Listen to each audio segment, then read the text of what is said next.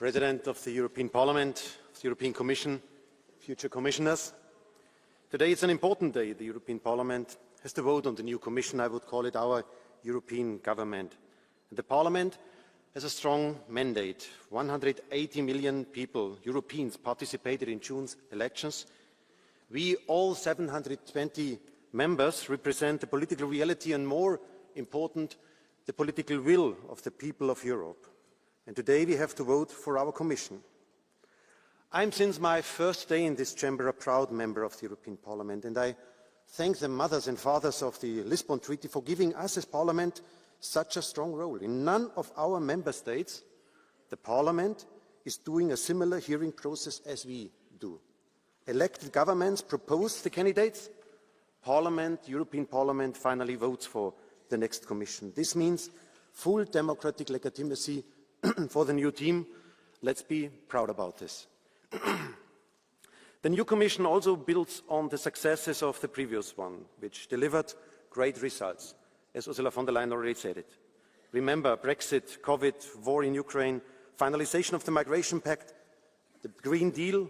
Sometimes we forget to speak about our positive results.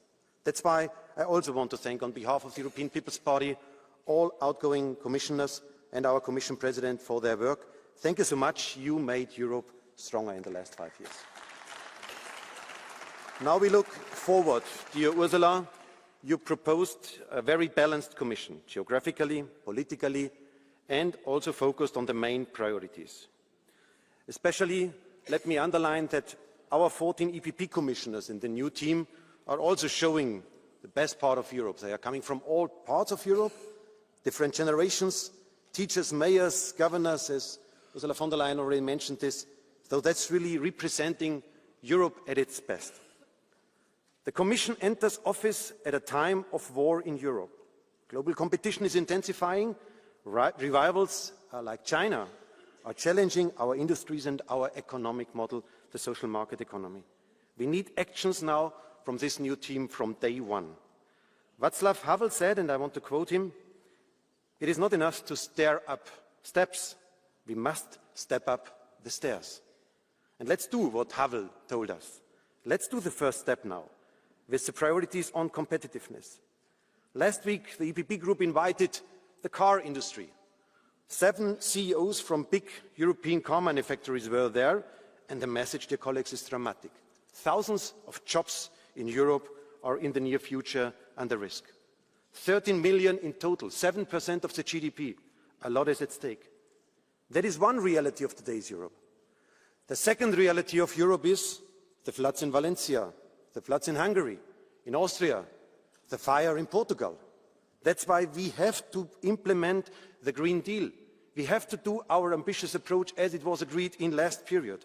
Dear colleagues, the historic responsibility of the next 5 years is to bring jobs, economic growth, the social responsibility and the environmental responsibility together. That is the first step we have to do. The second is we must keep Europeans safe. We will support Ukraine as long as it takes, no doubt about this. The next Commission must realise the Gaspari's dream of building up a European defence union, and we need safe borders. And the third pillar is we have to protect the European way of life, what Europe makes us to feel at home. And let's be honest, rising inflation, polarisation, fractures inside of our societies are threatening our democracies. We must keep our societies together. We must define quality of life not only with economic figures, and we must make sure that nobody is left behind. Dear colleagues, there is a challenge in front of us, and Socialists, Liberals and the European People's Party are the founding parties of today's Europe. Later, also the Greens contributed a lot to the future of Europe, and even politicians like Thatcher from the conservative side strengthened Europe with inventing the single market. They fought for this idea of the single market. We all have a special responsibility, and let me be on one point for the EPP crystal clear. The German AfD, for example, is asking to leave the European Union and the euro. The German AfD, Le Pen in France and Orban in Hungary, they are not just democratic competitors, but political enemies for us as EPP. I will not allow them to destroy my Europe I love so much. Peter Magyar against Orban, Donald Tusk against Kaczynski. The EPP is in the first row of defending what we believe in: pro-Europe, pro-Ukraine and pro-rule of law. And I thank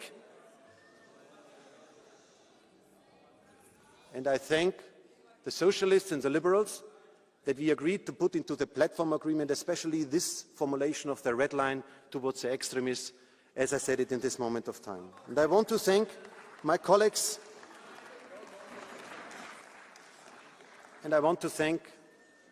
Iratxe and Valérie. We have worked together in the last month already very intensively.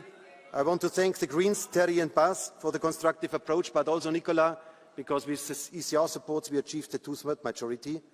We have different ideas, dear colleagues. We fight for our convictions, but we all want to find compromises and serve all Europeans. Let's keep this spirit. Europe's best years are in front of us, dear colleagues. Let's vote now for the Commission, and then let's start to work. Thank you.